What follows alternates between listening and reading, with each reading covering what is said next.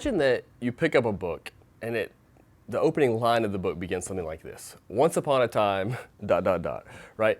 When you hear those words, you instantly begin to think of this book not as a biography or as some sort of narrative, right? You think of it, it's a fiction, it's a myth, it's a fable, something of that sort, right? So when we read texts, whether it's books or articles or whatever it is, we have this intuition about us that when we survey it and we look at the kind of writing that it is and what it's telling us and how it's written, you begin to really quickly pick up on what type of literature it is, whether it's a myth or a legend or some sort of historical fiction or some type of report or a nonfiction work. Now, the same is true when we come to the Gospels. So our first piece of evidence we want to look at that shows the reliability of the Gospels is that they look like history. They have the look and feel and texture of real reportage, real history. So when someone opens up the Gospels and they begin to read through them, they begin to see, and we'll point out what these things are, but that the Gospels are attempting to record history. And we can see that right on the surface of the text in Matthew, Mark, Luke, and John.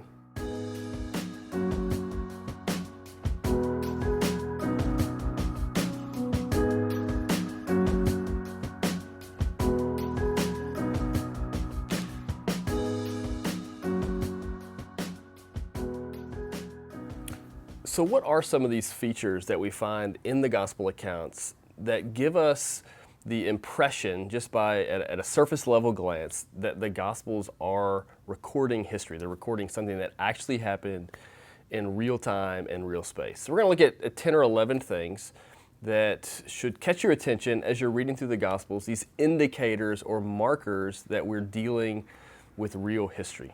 So the first piece of evidence is that the Gospels, Matthew, Mark, Luke, and John, appear to be very simple, straightforward, not fantastical, just straight up narratives about events that happen. So I've heard someone say it's sort of a just the facts ma'am sort of approach.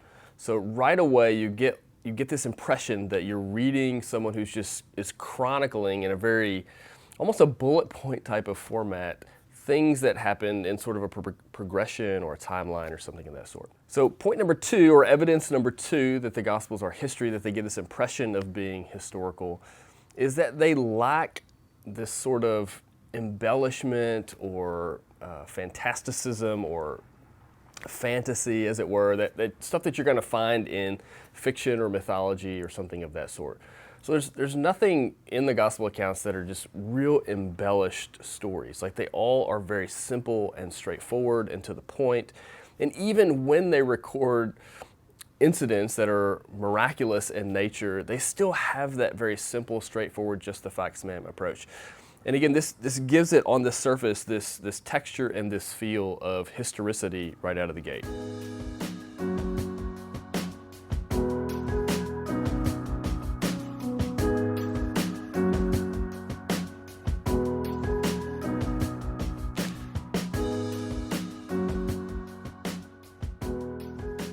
Okay, point number three, and some of these points we're going to dive into in a more fuller fashion later on in the course, and we'll spend whole videos on some of these points. What we're looking at now is just the impression that strikes us when we look at the Gospels. So the point number three is that even when there are things in the text, in the story, that would look bad on the person of Jesus or on the message of the Gospel, they include those things anyway. So if you're trying to invent a story about a God-man, you're not likely, and again, you want people to follow you or follow this person and believe this message. Things like Jesus dying on the cross or being persecuted and spit upon, or Jesus saying, "Eat my flesh and drink my blood," or things of this nature that would really rub an audience wrong and not incline them to want to follow Jesus. These are somewhat embarrassing details as it relates to the gospel message or the person of Jesus. And so again, you're getting both sides you're getting all the facts that go along with this, is the impression that you get. So no one's trying to sugarcoat this or sell you on something. You're getting the real thing, warts and all. And that's a marker of truth and a marker of historicity. Now, number four, evidence number four that this stuff looks like history is the fact that you have embarrassing details about the actual apostles, about the followers of Jesus. So the apostles are people who ended up spreading this message. They were the first, as it were, pastors or messengers of the gospel early on and of the story of Jesus. And as you read through the Gospels, you begin to see that they, in many ways, are idiots, right? Like and Peter is the one that comes to mind initially, that, he's lying and he's in some ways denying Jesus. He's, getting real upset and cutting off someone's ear. He has faith and then he doesn't have faith and he sinks in the water and he's always rushing and pushing ahead. And, Peter is just a mess. But yet, at the same time, he's like the key or foundational apostle. He's the leader of the leaders, as it were, when it comes to the apostolic group. And so, again, the cautious reader, as they read through this, they see these sorts of things and know this is not the stuff of make-believe. So this is why a scholar or my grandmother, who did not have any college education, can go to the text and see the good things and the bad things, and there's this right mix and balance of detail and embarrassment and facts recorded, that sort of thing, that gives a strong impression that we're dealing with real history.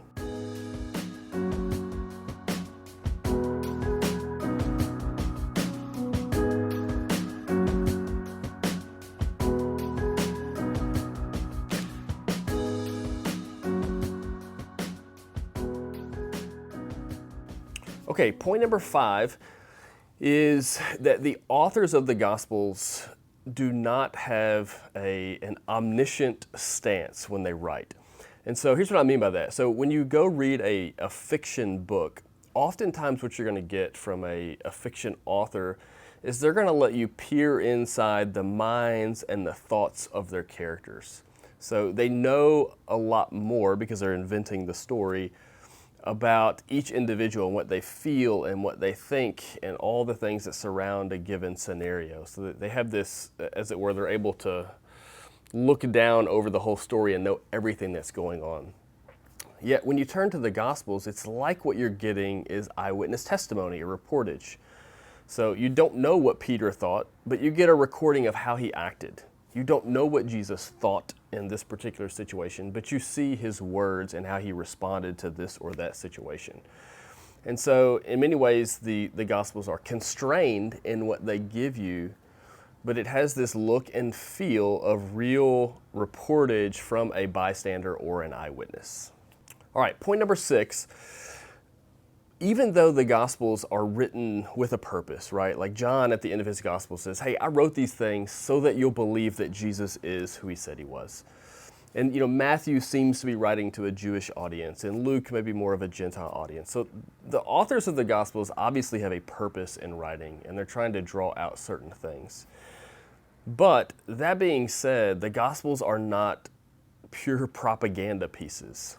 So again, as you read them, they have this texture of reportage and not this idea that it's this major polemic in order to persuade and convince the audience. They're wanting the things that they record to be the things that convince. And so there's a difference. It's not a piece of work that is like you're being sold on something.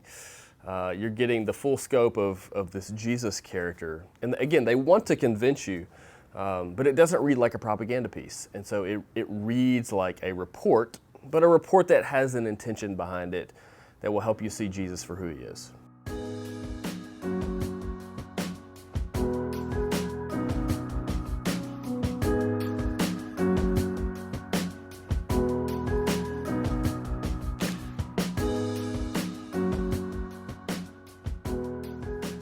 So point number 7 is that we have 4 Gospels. So another thing that strikes us about our Gospel accounts and that makes them give this, have this appearance of historicity is that we have testimony from multiple eyewitnesses.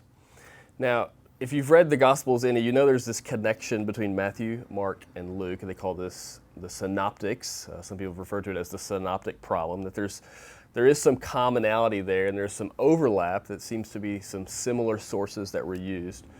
But that notwithstanding, there's still unique material in each of the four Gospels, and you have four different accounts and perspectives and angles that they're writing at.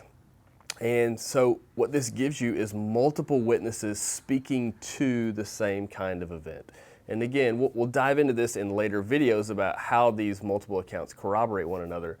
But it gives the impression and the feel of eyewitness testimony, of reportage on the surface of the text. Okay, number 8.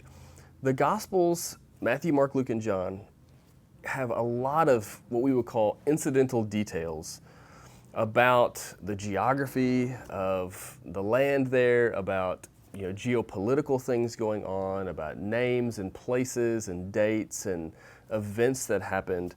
So they're not writing about first century Rome or first century Palestine, as it were, to give us a history of that whole era, but they are touching on and interacting with the history of that time. Now, we haven't explored yet whether or not there is accuracy and corroboration between those two. But again, on the surface, it's making these claims that it takes place within that setting.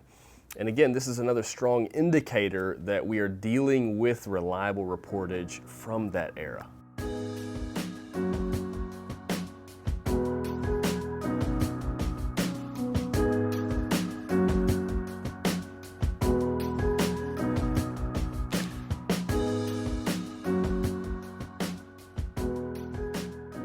So we've been talking about how the Gospels look like history. This is our first piece of evidence in this whole cumulative case that we're going to build for the reliability of the Gospels. And our first point here is that the Gospels look like history. They give this appearance of history.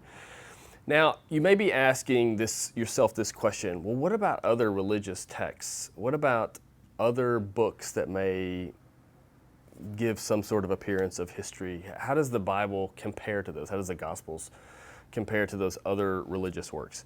And so I think there are some big differences that are worth pointing out, and I think it's what adds credibility to the gospel accounts. So the first one we could maybe mention is Greek mythology. And so in Greek mythology, you have this a little bit of blend between history and some narrative of things going on, along with all of these religious implications and what we would refer to now as mythology. And sort of the realm of the physical, and then this upper realm of the spiritual or heavenly realm or the spirit realm or whatever you want to call it. But what's interesting is you read that, it's really obvious to be able to see the difference between those two. And the Greeks and the Romans, they knew this. They didn't believe those more mythological elements were actually history. Those were more of a religious component. And this differs tremendously from the Gospels in that the readers are expected to see that we're talking about history. Now, you may deny that history or not believe it or whatever, but the apostles are convinced, and the New Testament authors are convinced this is history. And the claims were that from the very beginning, and the early church accepted that right from the very beginning. Now, we could look at some other religious texts too, and the Quran would be a good example. And what's different about the Gospels than the Quran is that the Quran is a bunch of sayings that Muhammad recorded that were supposedly given to him by an angel, that they are the words of God.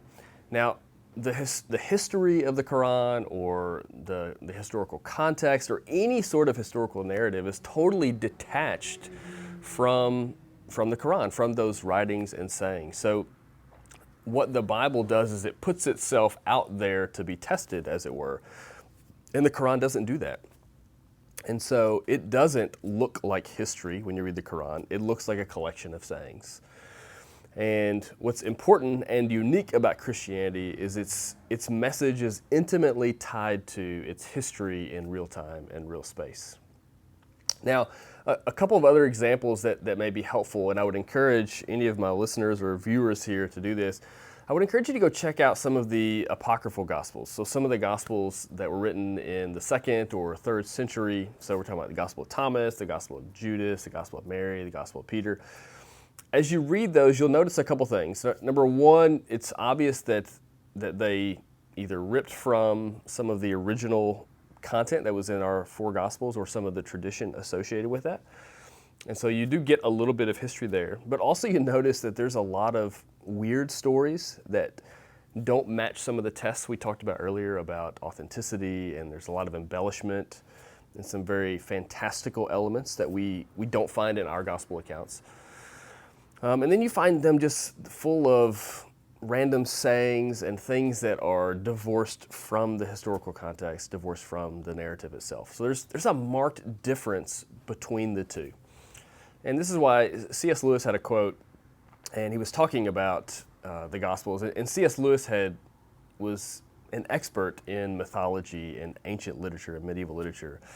And he made the comment, something to this effect, that, hey, I know myth and I know legend when I read it. And as I read the Gospels, they are not that. And the point I want you to get from this first piece of evidence in this whole cumulative case is that when we read the Gospels, we can see that we are dealing with history. It gives the appearance and the texture of reportage, of reliable history, and that's our starting point as we move forward to examining these evidences for the Gospels.